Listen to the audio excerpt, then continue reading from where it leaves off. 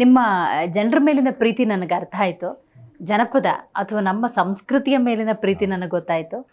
ಮಕ್ಕಳ ಮೇಲಿನ ಪ್ರೀತಿ ನಿಮಗೆ, ಯಾಕಂದರೆ ಆಗಾಗ ಮಕ್ಕಳಿಗೆ ಪುಸ್ತಕವನ್ನು ವಿತರಿಸುವಂಥ ನಿಟ್ಟಿನಲ್ಲಿ ಸಮಾಜಮುಖಿ ಕೆಲಸ ಅದು. ಏಕೆಂದರೆ ಯಾವುದನ್ನು ಬೇಕಾದರೂ ಯಾರಿಂದ ಕಸ್ಕೋಬೋದಂತೆ, ವಿದ್ಯೆಯನ್ನು ಕಸ್ಕೊಳ್ಳೋಕ್ಕಾಗಲ್ಲ. ಹಾಗಾಗಿ ಮಕ್ಕಳಿಗೆ ವಿದ್ಯೆ ಕೊಡೋ ನಿಟ್ಟಿನಲ್ಲಿ ಬಹಳ ದೊಡ್ಡ ಅದ್ಭುತವಾದಂಥ ಕಾರ್ಯಗಳನ್ನು ಮಾಡ್ಕೊಂಡು ಬಂದಿದ್ದೀರಿ. ಏನು ಹೇಳ್ತೀರಿ ಇದ್ರ ಬಗ್ಗೆ? ನಾನು ಪ್ರತಿ ಶಾಲೆಯಲ್ಲೂ ಮತ್ತು ಪೋಷಕರು ಇದ್ದಂಥ ಸಂದರ್ಭದಲ್ಲಿ ಒಂದು ಮಾತನ್ನು ಹೇಳ್ತಾರೆ, ನೀವು ನಿಮಗೋಸ್ಕರ ಆಸ್ತಿ ಮಾಡ್ಕೋಬೇಡಿ, ಮಕ್ಕಳಿಗೋಸ್ಕರ ಆಸ್ತಿ ಮಾಡಬೇಡಿ, ಮಕ್ಕಳಿಗೆ ಒಳ್ಳೆ ಶಿಕ್ಷಣವನ್ನು ಕೊಡಿ.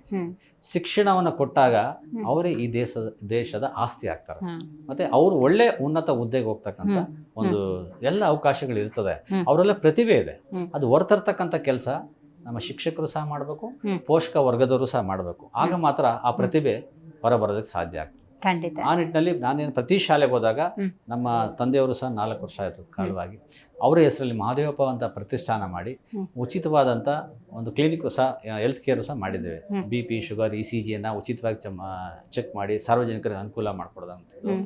ಜೊತೆಗೆ ಹೈ ಕ್ಯಾಂಪನ್ನ ಪ್ರತಿ 3 ತಿಂಗಳು 4 ತಿಂಗಳಿಗೆ ಒಮ್ಮೆ ಮಾಡ್ತೀವಿ. ಹೈ ಕ್ಯಾಂಪನ್ನು ಅಲ್ಲಿ ಸುಮಾರು ನೋಡಿ, ನಮ್ಮ ಬಡಾವಣೆ ಅಲ್ದಲೆ ಹೊರಭಾಗದಿಂದನೂ ಸಹ ಜನ ಬರ್ತಾರೆ. ಬಂದು ಇವತ್ತು ನೋಡಿ, ಇವತ್ತು ಹೇಳಿದ್ನಲ್ಲ, ಕೆಲವು ಮೊಬೈಲು ಮತ್ತು ಕಂಪ್ಯೂಟರ್ ಇದೆಲ್ಲ ನೋಡಿ ಸಣ್ಣ ಸಣ್ಣ ಮಕ್ಕಳು ಹೆಚ್ಚು ಸಹ ಕನ್ನಡಕವನ್ನು ಬಳಸ್ತಕ್ಕಂಥ ಪರಿಸ್ಥಿತಿ ಬರ್ತಾ ಇದೆ ಇವತ್ತು.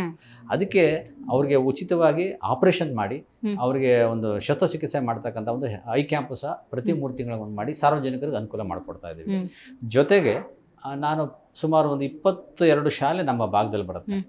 ಶಂಕರ ಮಠ ವಾರ್ಡ್ ಇರ್ಬೋದು, ಶಕ್ತಿ ಗಣಪತಿ ನಗರ ವಾರ್ಡ್ ಇರ್ಬೋದು. ಈ ಭಾಗದಲ್ಲಿರ್ತಕ್ಕಂಥ ಶಾಲೆ ಮಕ್ಕಳಿಗೆ ಎಲ್ರಿಗೂ ಸಹ ನಾವೇ ನೇರವಾಗಿ ಹೋಗಿ ಆ ಬಡಾವಣೆಯ ಮುಖಂಡರನ್ನು ಸಹ ಜೊತೆಗೆ ಇಟ್ಕೊಂಡು ಎಲ್ಲ ಕಾರ್ಯಕ್ರಮದಲ್ಲೂ ಸಹ ನಮ್ಮ ಕಾರ್ಯಕರ್ತರು ಸಹ ಜೊತೆಗಿರ್ತಾರೆ. ಅವ್ರು ಇಟ್ಕೊಂಡು ನಾವು ನೇರವಾಗಿ ಮಕ್ಕಳಿಗೆ ಪುಸ್ತಕವನ್ನು ಕೊಡ್ತಕ್ಕಂಥ ನೋಟ್ ಪುಸ್ತಕವನ್ನು ಕೊಡ್ತಕ್ಕಂಥದ್ದು ಪ್ರತಿ ವರ್ಷ ನಮ್ಮ ತಂದೆಯವರು ಸಹ ಮಾಡ್ತಾ ಇದ್ದೇವೆ.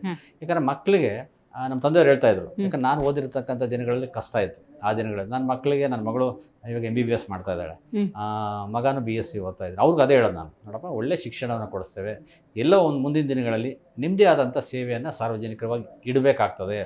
ನಾನೇನೇ ಸಂಪಾದನೆ ಮಾಡೋದು ಸಹ ಅದರಷ್ಟು ಭಾಗ ಸಾರ್ವಜನಿಕ ಸೇವೆಗೆ ಅಂತಕ್ಕಂಥದ್ದು ಮೀಸಲಿಡಬೇಕಾಗ್ತದೆ.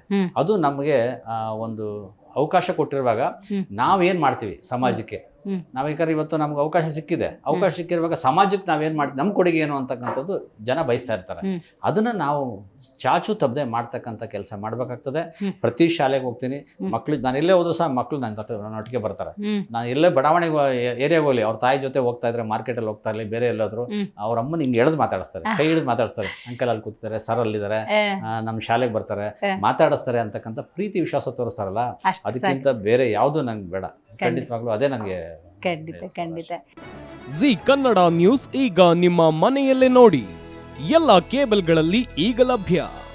ಸನ್ Direct 292, Jio TV 1334, U Digital 162, City Cable 51, GTPL 17, Abhishek Cables 821, Rock Line Telecommunication 51, Shri Basaveshwara number 60, Vinayaka digital number 53, in digital number 896ರಲ್ಲಿ. ನಿಮ್ಮಿಸ್ತದ ಜಿ ಕನ್ನಡ ನ್ಯೂಸ್ ನೋಡಿ ಆನಂದಿಸಿ.